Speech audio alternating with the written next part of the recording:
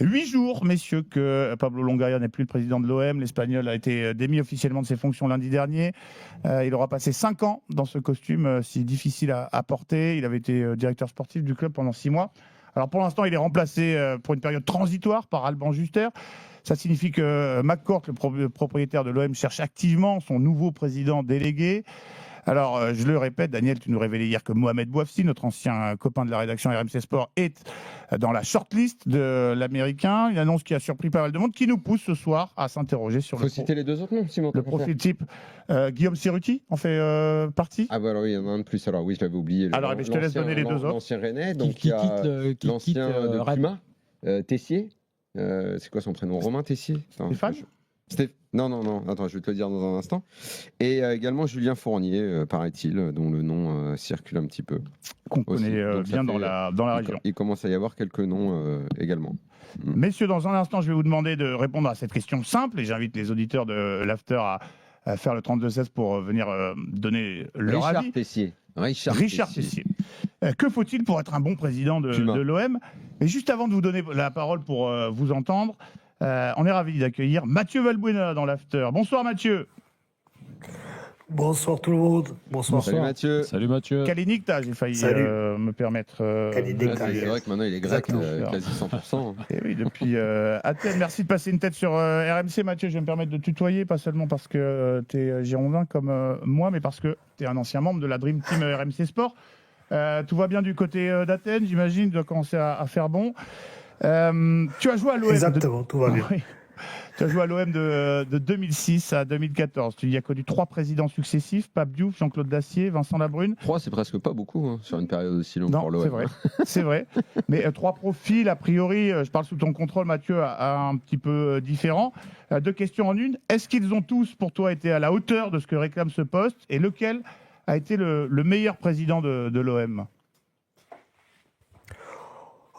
Écoute, pour répondre à ta question, je pense que Pape Diouf a été le meilleur. C'est lui qui m'a fait venir avec José.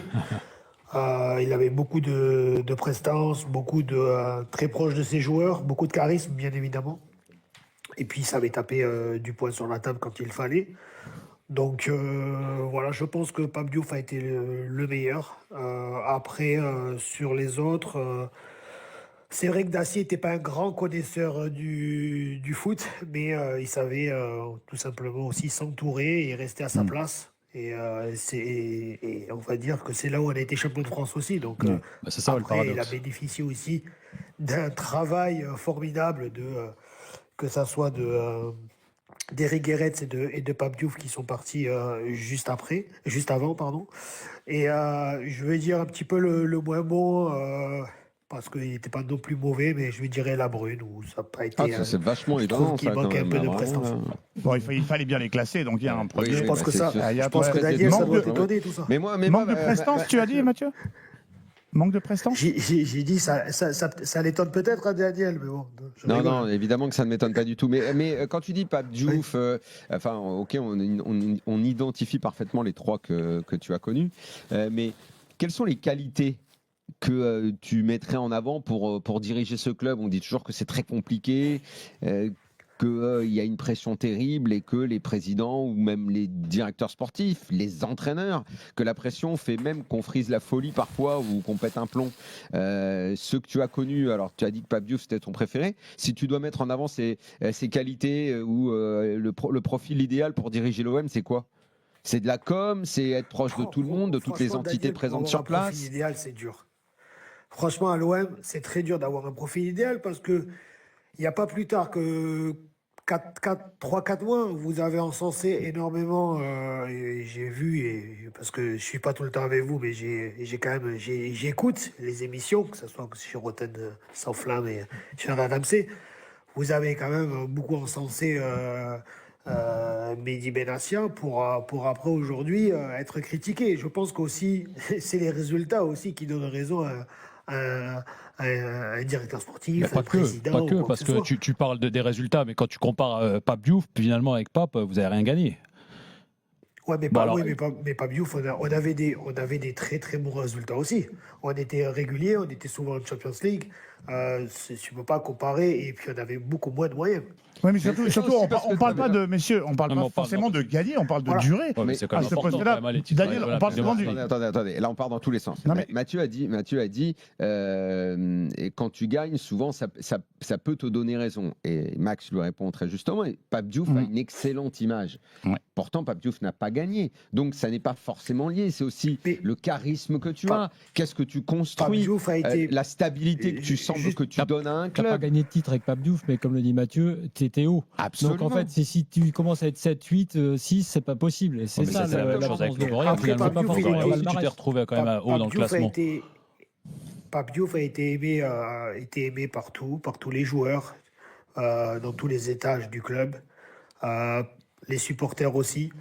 Je pense qu'il avait une prestance, il était proche, vraiment proche de ses joueurs. Il pouvait rigoler avec toi, mais parler de tout et de rien, et puis après être très sérieux. Voilà, il avait ce côté amour des joueurs, et puis ce professionnel, cette façon de parler aussi, qui est attachante aussi de Pape Diouf. Tu vois? Donc Il ça s'est tient arrêté aussi à la une petite blague au communication. bon moment. Il faut être bon en communication. Il faut parler à toutes les entités qui composent ce club. Donc ça va des groupes de supporters parce qu'on connaît leur pouvoir. Ça va à la politique locale parce qu'on sait que c'est important. Et je répète, je le dis souvent, un club, ça a également une dimension de service public parce que c'est un acteur important dans une ville. Et s'il y a bien un club ou plutôt une ville où le club a une dimension politique, sociale très importante, c'est à l'OM. Donc il faut parler au maire, il faut parler aux associations locales, il faut savoir être un acteur de la société marseillaise. Ça c'est important. La communication, oui, il ne faut pas faire honte à l'OM. Jacques-Henri Hérault, par exemple, on peut me dire qu'il avait des qualités ou pas, ou j'en sais rien, nous on l'a largement critiqué, mais son grand défaut c'était qu'il faisait honte à l'OM, parce qu'il racontait souvent n'importe quoi, ou c'était un peu farfelu. C'était ça. Mais ça compte énormément. Ça compte énormément Tiens, l'image que tu donnes Daniel, du club que tu représentes. Moi, je pense, je me suis amusé à faire ça tout à l'heure en préparant l'émission. Si tu fais une fiche, malgré tout, tu des qualités requises, parce que c'était ça la question, pour rebondir sur ce que dit Mathieu. Et ce qu'il explique de Pape Diouf, ça s'appelle le leadership. Oui. Donc le leadership, c'est pas donné à tout le monde. Oui. C'est plus facile quand tu t'appelles Pape Diouf, même que Mohamed Bouafsi, par exemple, parce que le leadership, c'est souvent aussi parce que tu es installé en ville, tu as connu les joueurs personnellement, il a été agent, etc. Après, tu as le management. Management au quotidien, ce dont vient de parler aussi Mathieu. Ensuite, tu as la connaissance du foot. Tu as la connaissance du foot, ce que n'avait pas. Et l'expérience. Et l'expérience. Ce que n'avait pas Pour le coup, Jacques-Henri Pape Diouf Hérault. n'avait pas Non, mais d'expérience dans ce domaine. Non, mais le management, après, alors Mais il avait évidemment, une carrière, soit tu as il avait quand même l'expérience, un management, mais il soit savait. tu. Il avait une personnalité. Exactement, tu as l'expérience quand même de la vie, on va dire. Après, tu as Voilà. la connaissance du foot. Jacques-Henri Hérault, c'est ça, à ça qui s'est heurté. C'est tout simplement la connaissance du foot. Quand il a voulu mettre les buts à 3 points à l'extérieur de la surface, tu sais, il avait défendu, enfin un truc comme ça. C'est ce que j'ai Bon. dit, c'était il faisait honte à l'OM. Et après, les deux derniers points, pour moi, sont évidemment capitaux. Ça revient à ce que tu as dit sur l'acteur social, mais c'est le contexte, le fameux contexte marseillais, la résistance à la pression du contexte marseillais, mais aussi, tu as C'est raison. quoi le contexte Le marseillais? contexte marseillais, c'est tout ce qu'a décrit Daniel avec les acteurs. C'est en premier Faut les parler à tout le supporters. monde. Ouais, puis déjà en premier les supporters. En deux, effectivement, tous les acteurs autour de toi, c'est-à-dire le maire, la mairie, Les assos, et les assos. Et après le dernier Attends, point. t'en oublies un. Ouais. Le journal La Provence. Ouais, bien sûr. Mais c'est Bien important, sûr, mais c'est bien important. sûr, Bien bien sûr, pareil, bien Mathieu. sûr. On Les oublie médias le rôle locaux. de la PQR dans certaines villes. Et s'il y a bien une ville où c'est important et où il y a un journal qui est un acteur de la société marseillaise, c'est la Provence. Et Tu vas c'est pas ce aller qu'on- de. c'est ce qu'on dit, Daniel. On dit il faut avoir les codes, et celui-là en fait partie. Ah, bien sûr, Exactement. surtout maintenant. Et hein. le dernier point juste de ma fiche là, LinkedIn, c'est le magistère de la parole, la communication en gros. Si tu as le magistère de la parole, c'est-à-dire Pape Diouf l'avait, Mohamed Bouafsi pourrait l'avoir, enfin après il faut le voir dans la fonction, tu vois, Dacier à la limite presque bizarrement aux journalistes l'avait peut-être moins parce qu'abrupt, parce que ça, la communication, c'est quand même un rôle clé parce En que fait, derrière, et le dernier point qui est majeur, c'est le DS qui va se choisir. Mais Et ça, c'était pas mais c'est toujours ça, le c'est cas. majeur. Mais ce qui est Ça, très c'est très important, Donc voilà, c'est ça fait surtout quand de même une savoir- belle liste comme Ce qui est de très qualité. important, hein. messieurs, c'est surtout de savoir la ligne directrice que tu veux donner avec ton président. Est-ce que tu veux donner une ligne directrice importante au niveau d'un point de vue économique? Et dans ce cas-là, c'est différent si tu veux donner une ligne directrice sportive. Et Pape Diouf, sur une ligne directrice sportive, c'était le meilleur. Tu l'as dit, c'était un ancien agent, il connaissait les joueurs, il était respecté en tant que président, mais sur l'aspect sportif. Moi, je fais le parallèle avec Mehdi Benassia. Mehdi Benassia, c'est quelqu'un qui connaît très bien le ballon, qui est respecté en tant que joueur, en tant que directeur sportif. C'est quelqu'un... Si demain, il faudra que le successeur soit de cette trempe-là. Voilà, exactement, sportif. Maintenant, si tu cherches à refaire de l'économie, et actuellement, on connaît l'Olympique de Marseille qui est comme dans des difficultés quand même assez conséquentes.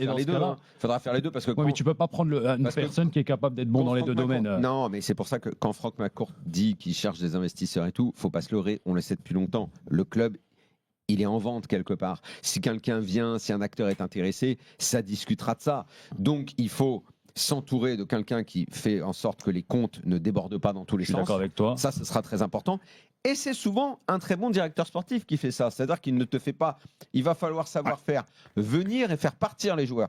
Aujourd'hui, dans les clubs, il faut faire venir et faire partir. T'es bon quand tu sais faire venir et quand tu sais faire partir les joueurs. Et c'est ce qu'il faudra à l'OM parce qu'il va falloir mettre les comptes à l'endroit, espérer la 3e place et démarrer une nouvelle aventure. Et faire cohabiter tout ce petit monde, c'est le rôle d'un manager, ce que Jean-Claude Dacier avait de ses expériences, notamment à la télé. Il avait fait cohabiter Adigo et Deschamps qui pouvaient quand même pas s'encadrer. Il faisait pas cohabiter. Et ils ont gagné. Il n'a jamais réussi. Et pourtant, ils ont gagné. La vérité, il n'a jamais réussi.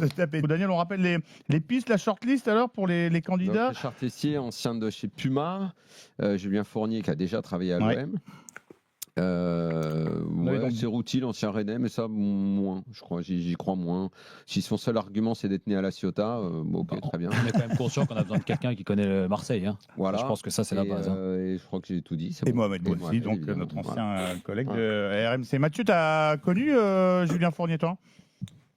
Oui, Julien, quand il était directeur général au club. Il ferait un bon président de l'OM ?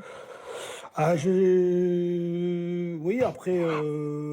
Moyen, le temps d'hésitation. Il y a une petite hésitation quand même là. Non, mais parce qu'en fait, je l'ai toujours vu, moi, dans un autre registre. Donc, voilà, pour moi, c'est difficile de me positionner sur le fait qu'il peut être présent. Après, c'est vrai qu'il connaît très bien le club, même s'il a changé depuis. Mais pourquoi pas ? Après, c'est vrai Mathieu, puisqu'on est là pour savoir ce que tu penses un peu des candidats, puisque nous on connaît bien Mohamed Bouafsi, notre avis il est un peu biaisé. Toi, je parle du profil, tu le connais pas forcément, mais tu le connais. Si, je le connais bien, moi. Eh ben ouais. Et toi, par rapport à sa connaissance de Marseille, à son jeune âge aussi, à son inexpérience et néanmoins à sa connaissance du foot, bref, tout mélangé, qu'est-ce que tu penses de ça ? Est-ce que tu penses pas que même pour lui, ce serait un coup de pression énorme ? Est-ce que tu le crois capable d'endosser le costume ? Après, c'est vrai, c'est un amoureux du foot, c'est un amoureux de l'OM depuis tout petit.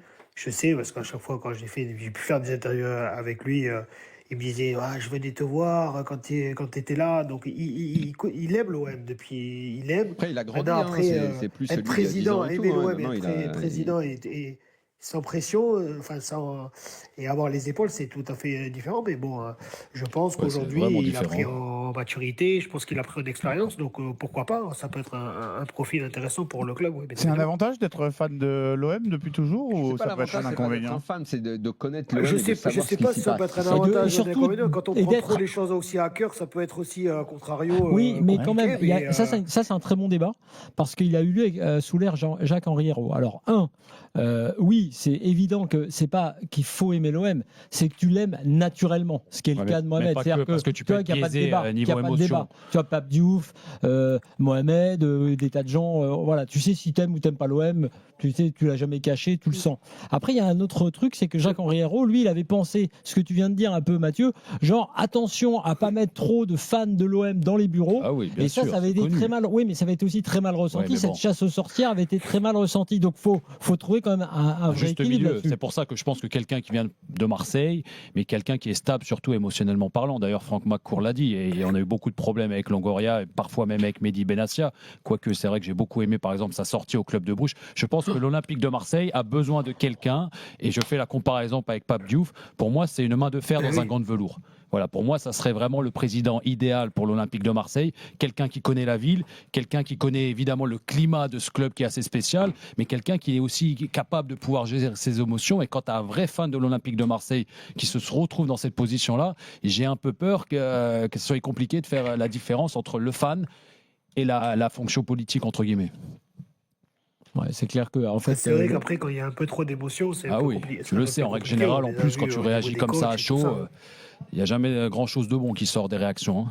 Non, mais après, ce qui est vrai, c'est que quand tu es au moins fan historique, moi je me souviens, par exemple, je vais donner un exemple qu'on avait un peu décrypté, quand Jacques Cardoz a été nommé à la communication de l'OM.